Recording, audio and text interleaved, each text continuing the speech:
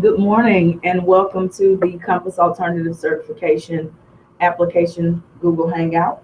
My name is Dominique McCain. If you are joining us, you know that we are here to assist with completing the application and the paperwork for joining the Compass Alternative Certification Teacher Academy of Dallas ISD.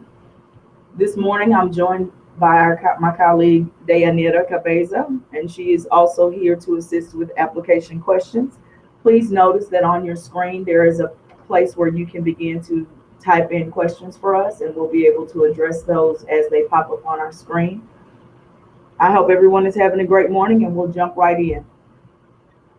Once you have actually visited the Compass website or the Dallas ISD website, and you've actually started an application, you will put your email address and your password in to log into your AppleTrack account. We have intentionally not shown you those screens because there is personal information that is associated with those particular screens. So I will first direct you to the menu on the left-hand side of your screen. These are the 22 pages of the application. The personal information asks you for your basic information, including your name and your social security number. Because we do have to use a real application to show you this, we won't show you the personal information, but it's self-explanatory. The postal address, of course, is your full address.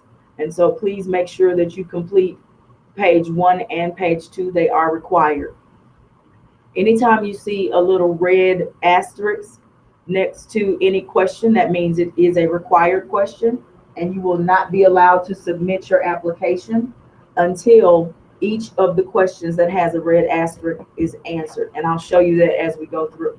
So we're going to start with page 3 of the application, which is vacancy desired. If you notice on the screen, the very first thing you should see is the Alternative Certification Teacher Academy, because you are actually applying for that position. Notice that the title specifically outlines that this is the application for 2016. And so I want to point to your attention that the job ID is 16853. If the job ID to which you are applying is not 16853, you are not applying to the correct position to join the Compass program. There may be other applications in the AppleTrack system for alternative certification, but this is the application that we are using for this year's cohort. And each year, as we change the application or we bring in a new cohort, the year at the end of the title is what will indicate if you have the correct application. So you want to definitely check that box, and that indicates that you're applying for this job in particular. There are multiple other opportunities. Whether or not you click any of these boxes has no bearing on us processing your application. What we need is for you to absolutely click this job code 16853 and make sure that it is attached to your AppleTrack application. If not, we won't be able to see you. And we have had people email us and call us and say, well, I completed the application, but I haven't heard anything. And what we found in our research was that they had not actually applied to the correct job code. So I can't stress enough that it's important for you to have this 16853 job code completed. The next page will show us where you put in your references. And if you notice, here's the red asterisk that lets you know what is required. Excuse me. You want to make sure that you put in the information that's requested everywhere that you see a red asterisk. Now, we've gotten some questions about how do references work. There is a possibility that your references will be called, because each time that someone submits an application in AppleTrack, Dallas ISD's staffing and talent team begins to call references to verify that people are eligible for hire and to verify that the work that they've done and the information they've included in their references is true. Now, I don't want anybody to think that if they don't have references, they will be able to submit. You must have references. Keep in mind, you must have 2 references. Notice the first one has an asterisk, the second one has an asterisk, and then you have the option to add different references. If you add them at the top of the page, then they're going to be required. If you add them at the bottom beyond the second reference, then it's not required. So 2 are absolutely required. Page 5 asks you, excuse me, information about previously working in Dallas ISD. One of the reasons that we have to find out if you have been affiliated with this district or any school district is, if you notice here, for the purposes of TRS, any educational entity pays into the teacher retirement system in Texas, and so that information has to be reported. Notice there isn't anything asterisked on this page. However, these questions will come up again, and we do have a full disclosure, a non-disclosure agreement in the district, which means if you've ever worked in Dallas ISD before, then the onus is on you to go ahead and identify and let us know that you have. Again, that has no bearing on whether or not you're chosen or accepted into the program. We actually encourage people who currently work in the district or who have worked in the district previously to apply to the alternative certification program. We've had several teaching assistants who are working in the district now apply to become certified teachers, and so we actually encourage employees of the district to apply. Page 6 takes you into experience. This is a job history, for lack of better words. In short, it's a job history. We're asking you to identify your current or most recent position held, what is the contact information of your employer, and just to give us some basic information about your time on that job, etc. We also ask that you add any experience that you've had with regard to education or any experience that's not education related. But we do like to have a job history on file for you so we know what are some of your interests, what is some of the work that you've done previously. It just informs us even more about you as an applicant. I've had people ask me questions when we've met in person or had information sessions or attended hiring events. Do I have to put my current employer, and will you call them? And I know that that's a difficult decision to make, but if you are really trying to join Dallas ISD and become a part of the work that we do as educators, and you really want to solidify your place in this career, then the best practice, in my professional opinion, is that you do share who is your current employer and what is the work that you do.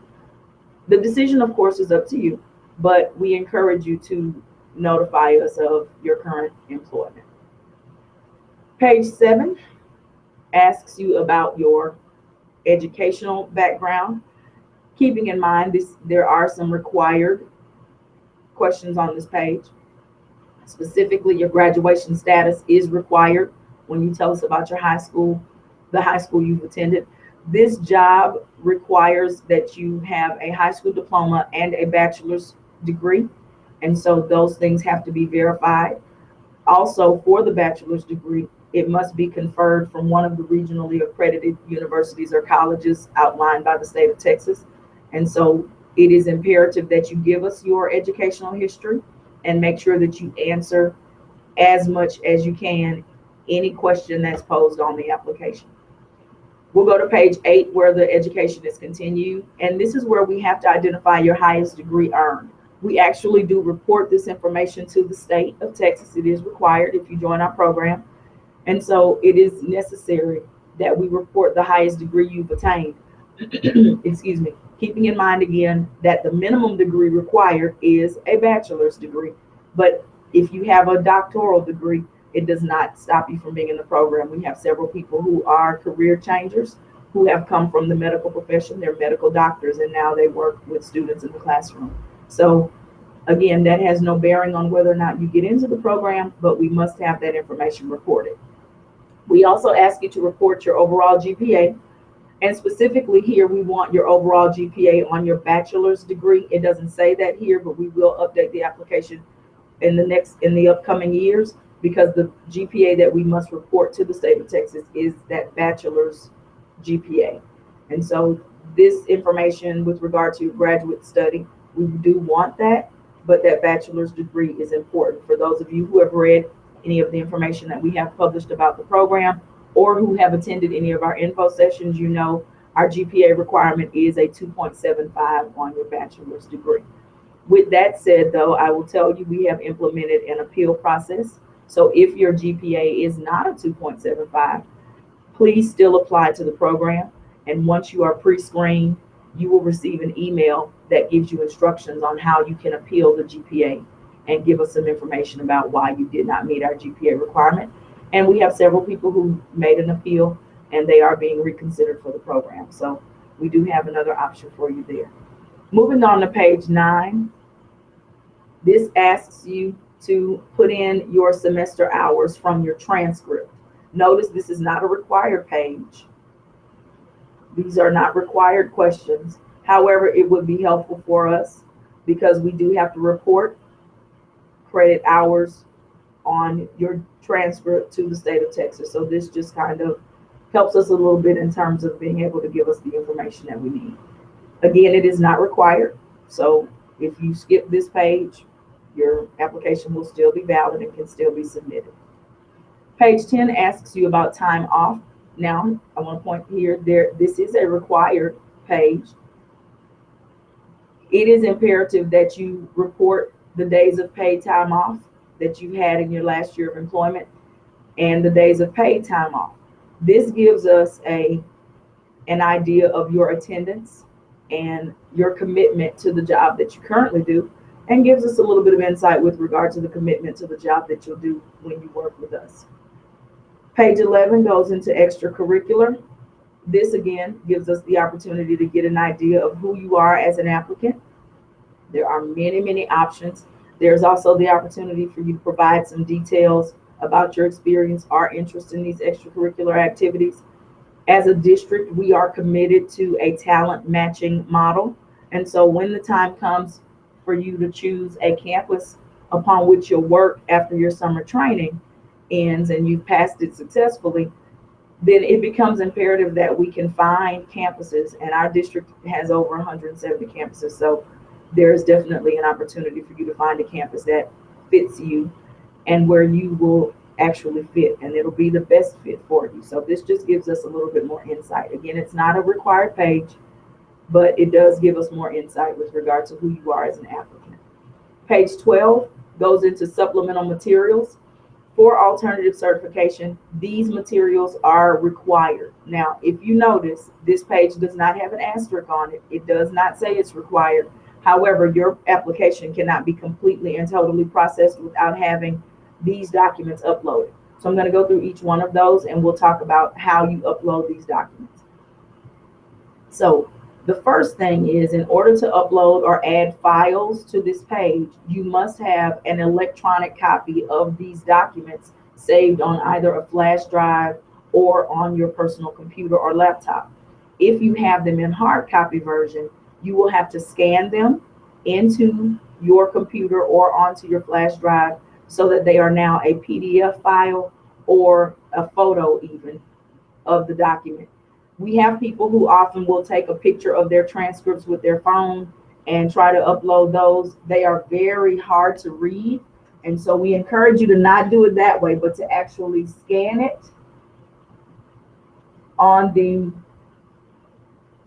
through a scanner or a printer. I just got a notice that someone was waiting on an 8:30 time slot and they weren't getting a response, and I'm not really sure what that means. I hope that you have been able to join us. Also, we have a question up here. Will I still be eligible for the position if I will be graduating this summer in July?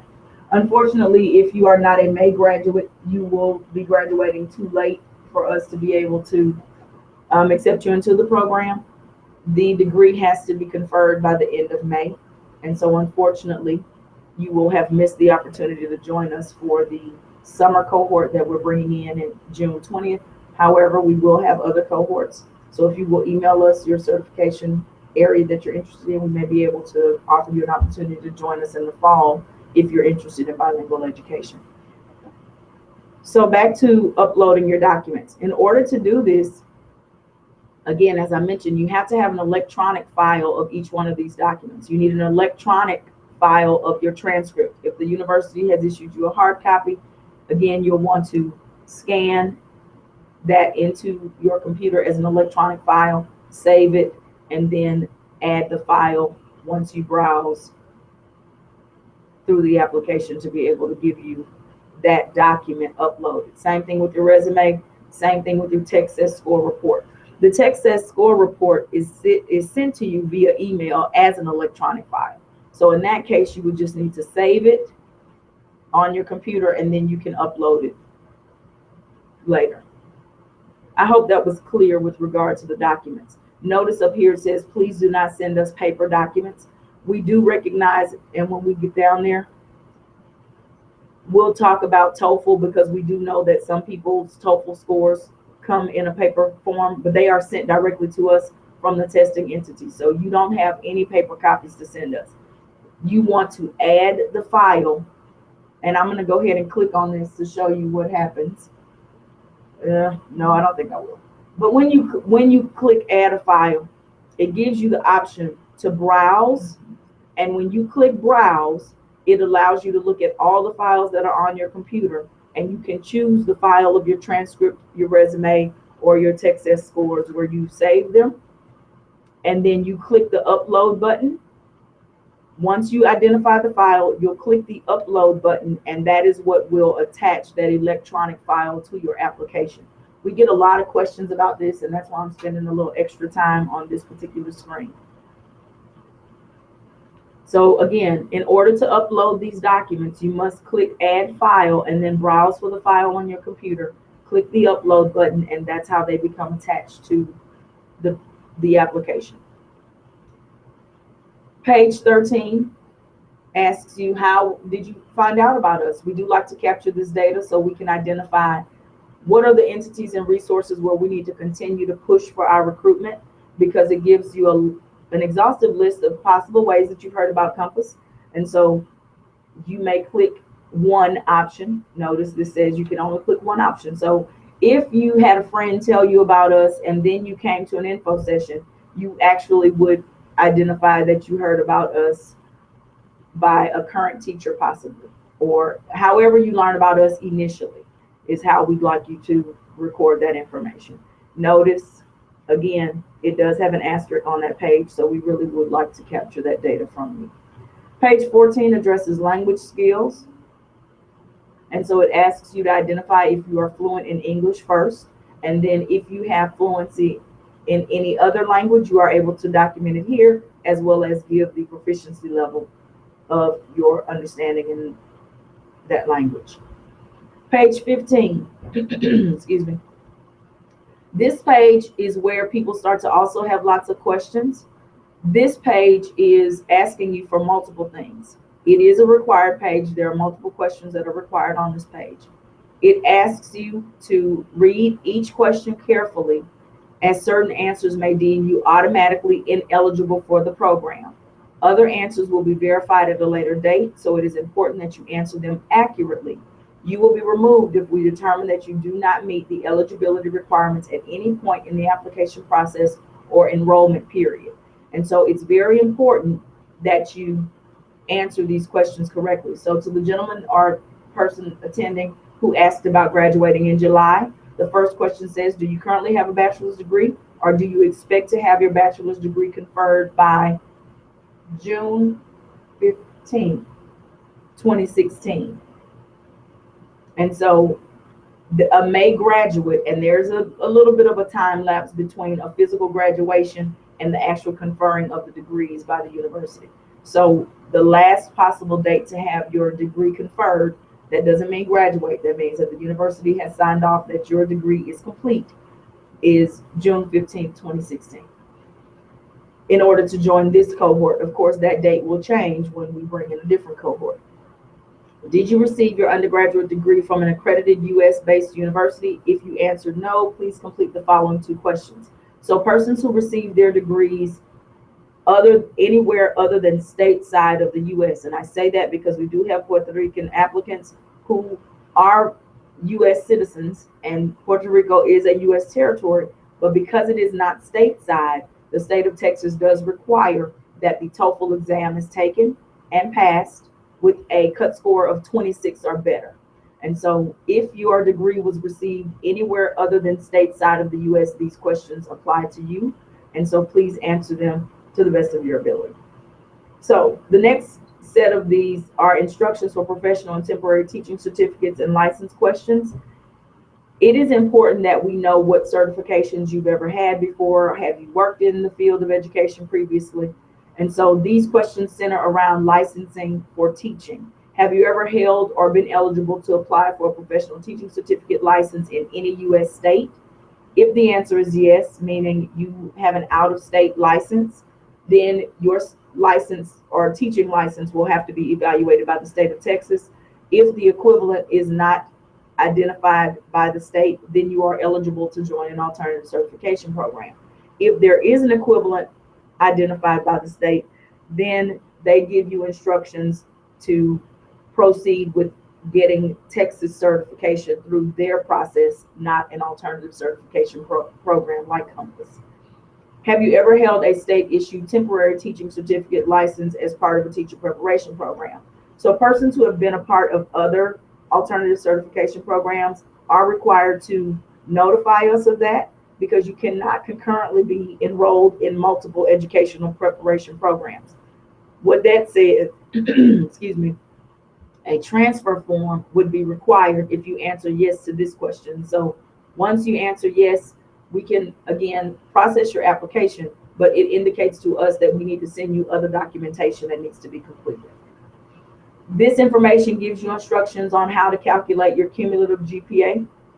However, if you notice, it says cumulative undergraduate, and this is specifically for people who maybe have done their prerequisite classes or their entry-level courses at a community college, and or people who transferred to multiple universities before actually attaining their degree.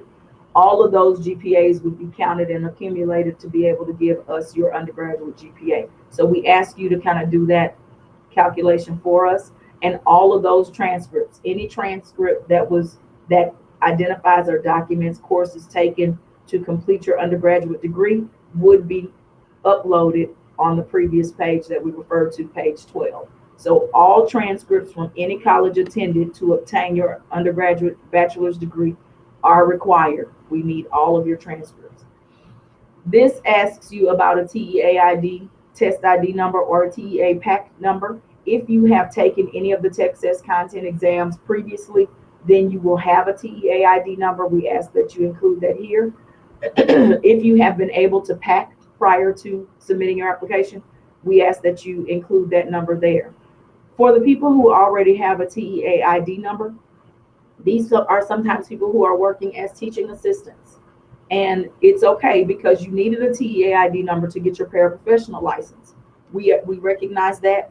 However, we still need to know that you have a TEA ID number so that we can give you instructions on how to get approved to take the exams. So the information we're asking you to provide to us on the application has a reasoning behind us needing that information. Again, if you've been a teaching assistant or you're currently a teaching assistant, we welcome you to the alternative certification program. Compass wants you. We are targeting a lot of our advertising toward you because we know that you guys already have experience working with students, and we want you to continue to do the great work that you do in our district as a standard certified teacher. However, we will need that TEA ID number to further instruct you, so please provide that if you have one. Page 16 is where we get into the pre-screening questions that allow us to identify your mindset and some of the selection criteria that's needed to actually do the work of a teacher. And so these are scenario-based questions. There is a character limit on how much you can say. And we've had several people ask us questions about these essay questions. Let me be very clear. They are required questions. You must answer them. And when you are answering them, please be very conscientious of the answers that you provide. Think about what it takes to be a teacher. We are looking for people who have a growth mindset. We are looking for people who welcome feedback, who are interested in doing really good work and understand that in order to continually improve, there has to be a constant model of feedback and application of feedback. And so those things have to be considered as you answer these questions. The other thing to consider is grammar, punctuation, spelling, things of that nature will be taken into consideration when our pre-screeners are reviewing your questions and grading them. I want you to think about the work that you'll have to grade from your students when you become a teacher. You will look for not just what they said, but how did they say it? What were their answers intentional? And so those are the same things we look for on these required scenario-based questions. Keep in mind, notice all of them are required and they are absolutely imperative for you to answer. They're a part of our pre-screening process. Page 17. I'm winding up on my time, so I'm going a little bit faster. Page 17 asks for all disclosures. This page again is required. It asks you for specific information about previous contracts, terminations, resignations. We have had people apply to the program who have a history of resigning from other jobs. Those things are important and we need to know about it. If you don't disclose it, then you are out of compliance. So every required question must be answered truthfully and to the best of your ability. Page 18 starts the legal information. Keep in mind you are applying for a job where you will work as a public servant and work for an entity that services the public and specifically children. And so it is imperative that we ask you some very specific questions about criminal history and background. You are required to complete a full background check to be onboarded as a full employee of the district. So this is just the beginning of the information we need with regard to your legal information. Page 19, eligible, and are you eligible to work in the country? Do you have a appropriate work eligibility and status? We ask that you answer these questions as well because we have to report that to the federal government. Page 20 addresses EEO information. Notice that these are required, and we do recognize that people have the option to choose not to respond. We require this information both from the perspective of EEO, but the state does require us to report gender and ethnicity information. So if you choose to not report it, that's fine. We'll just document that as well when we report it to the state. But I just want you guys to know, again, as I said, all the required questions are asked with a particular reason in mind. Page 21 is critical. This identifies what are the choice areas of certification that you would choose. If you notice, the drop-down menu gives you the options that Compass offers. If it is not available in this menu, then Compass does not offer that as a certification area. Please make sure that you identify for us a first, a second, and a third choice. This is critical with regard to identifying whether or not you are able to join us based on how many slots are available still for that certification area. And then finally, your confirmation page, which requests you to confirm that all the information in the document is true. Because we are using a sample and a test application, that page has already been completed. But keep in mind the confirmation is required. And once you confirm that all of the information is accurate and correct, that cannot be updated. That information is locked in and it stays that way. Then you will submit. There will be a submit button. Because the submit button is attached to the confirmation, you don't see it here, but there is a blue submit button that you will see. Until you click the blue submit button, we do not have your application available for review. So notice here at the bottom, finish and submit. Does it allow you to save a draft? Yes. This is a long application. We recognize that some people will take multiple days to gather all their information and complete it. The best practice, and we ask this of you, do not wait until you have test scores. Do not wait until you have taken the exam. Submit your application first by clicking the finish and submit button. Answer all of the required questions from pages 1 to 22. Click the finish and submit button. Once it's submitted, you can always go back and add information as needed. But it is important that you answer the required questions before you finish and submit. If you have any questions, please go ahead and chat those to us. We have about 2 more minutes left. Hopefully this was helpful to you guys. If you have any questions or anything that you would like us to address, you can please see us at our website, www.dallasisd.org/compass. I'll go to our homepage really quickly so I can show you guys that, if it will allow me to do so.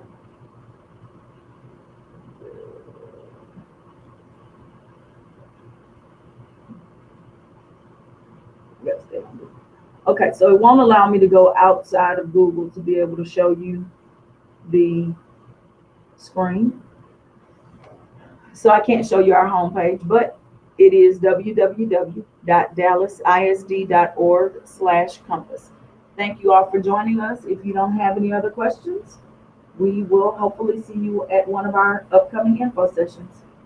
Thank you and have a great day.